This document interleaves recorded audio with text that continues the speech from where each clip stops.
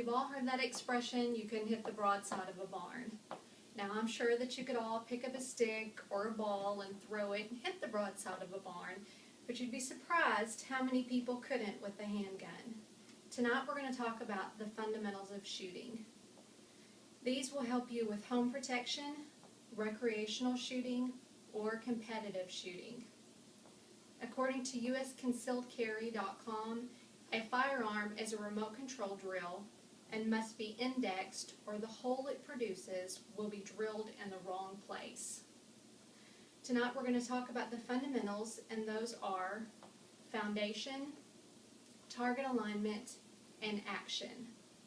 I'd like to begin tonight by telling you about the foundation, and that includes two categories. Those are your grip and your stance.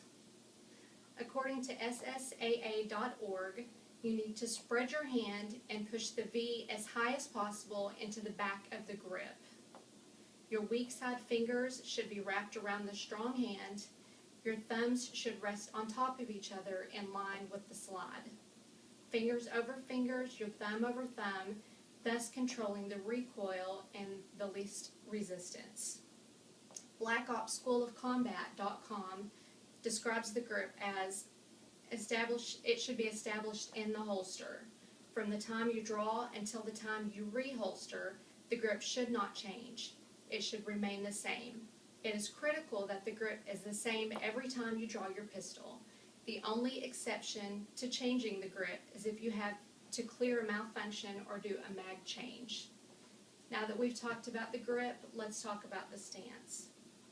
Your shoulders should be square to your target. Your feet should be shoulder width apart. Your weight should be slightly forward on the balls of your feet. You want to tuck your chin in and roll your shoulders forward, simulating a body alarm response. Your ears should be in front of your shoulders and your shoulders in front of your hips.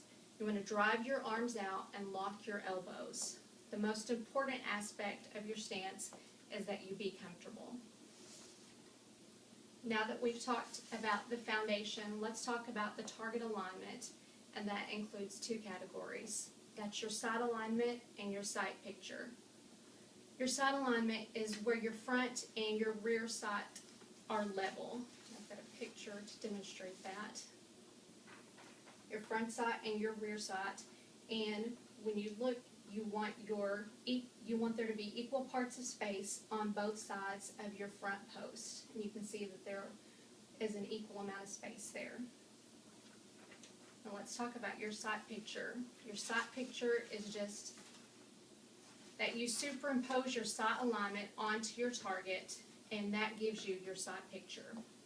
Your front sight should be clear and in focus, and your rear sight and target should be slightly blurry or out of focus. Now that we've talked about the target alignment, let's move on to your action steps, and there's three of those. That's your breath control, your trigger control, and your follow through. Your breath control is just before you shoot, breathing in, breathe out, and then pause. NRtraining.com says, don't hold your breath too long or muscle tremors will create movement and disrupt your shot. Your trigger control is while you keep constant pressure on your trigger to the rear, you want to break your shot off at the natural pause. And your body has two natural pauses in your breath. That's at the top of your breath and at the bottom of your breath. BullseyePistol.com says there's one very important element common to both trigger control methods. The shooter does not pick out a definite moment to fire the gun. He knows by the amount of pressure on the trigger about when the hammer will fall, but not the exact instant.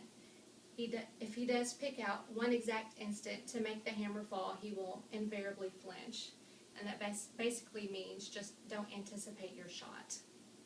Now let's talk about the follow through. You want to continue holding your trigger to the rear until the trigger gets to the reset point. And after the reset, you want to take up any slack. Every trigger has a different weight, so you want to make sure you're very familiar with your trigger. In conclusion, tonight we've talked about the fundamentals of shooting, and that includes the foundation, which is your grip, and your stance, your target alignment, which is your sight alignment and sight picture, and your action, which includes your breath control, trigger control, and your follow-through. Take these fundamentals, practice them, and put them into action. There's an old military quote that says, slow is smooth, smooth is fast, and fast is lethal. And I'm sure if you take these fundamentals and put them into action, you won't have any problem hitting the broadside of a barn or anything smaller.